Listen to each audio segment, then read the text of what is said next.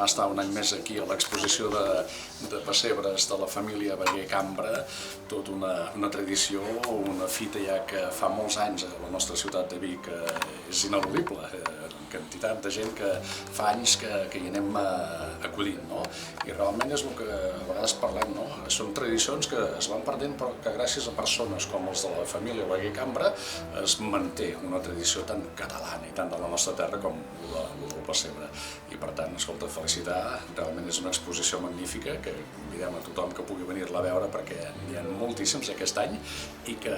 per tant, escolta, felicitar a tots i que ho pugueu anar fent. És realment, quan ho vas veient tota la feina, el treball, el que representa cada pessebre, és una història viva del lloc on realment les persones que els heu fet us hi heu dedicat hores, temps, buscar la ubicació i per tant, escolta, això és una cosa que no podem perdre i que